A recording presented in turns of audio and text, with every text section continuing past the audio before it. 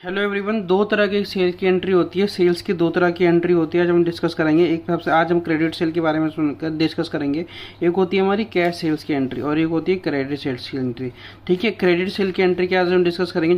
जब भी मान लो रिलायंस कंपनी है, रिलायंस ने मिस्टर एक्स को सामान बेचा, या किसी को भी सामान, इंटरव्यूअर आपसे पूछ सकता है कि भाई what is the sales of entry of credit sales की क्या एंट्री है। सबसे पहले रिलायंस ने मिस्टर एक्स को सामान बेचा, 10,000 रुपये का सामान बेचा, पर वो रिलायंस की उस सामान के खरीदने की कॉस्ट क्या थी, 9,000 की थी।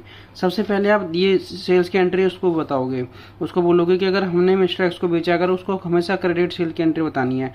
सबसे पहले क्या कहोगे, mister x account debit.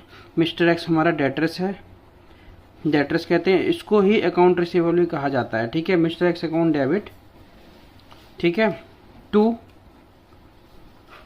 Sales account. ये रिलायंस की बुक्स में एंट्री होगी, कितने की होगी, 10,000 और 10,000, दो तरह की एंट्री होगी।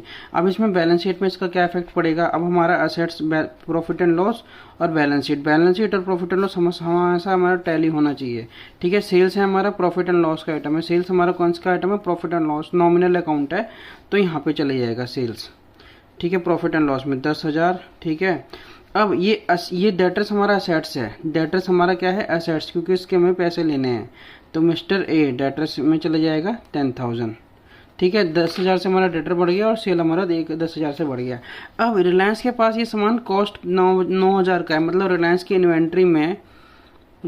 इन्वेंट्री में ये 9,000 का पड़ा होगा। मतलब ये रिलायंस के बैलेंस शीट में जो यहाँ पे अमाउंट होगा, इन्वेंट्री एक होगी यहाँ पे जिसमें ये 9,000 का पड़ा होगा, तो ये इन्वेंट्री से निकल जाएगा, क्योंकि ये हमें बेच दिया तो हमने इसको इन्वेंट्री से निकालना पड़ेगा।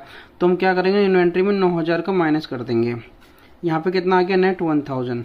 ठीक है, अब ये इन्वेंट्री माइनस होकर कहाँ जाएगा, ये इन्वेंट्री माइनस होकर जाएगा प्रॉफिट एंड लॉस के अंदर, जिसको कहते हैं कॉस्ट ऑफ गुड्स सोल्ड, 9,000। इसकी क्या एंट्री होगी, इसकी भी एंट्री हमें साथ में करनी है। इसकी एंट्री होगी हमारी COGS account debit to inventory.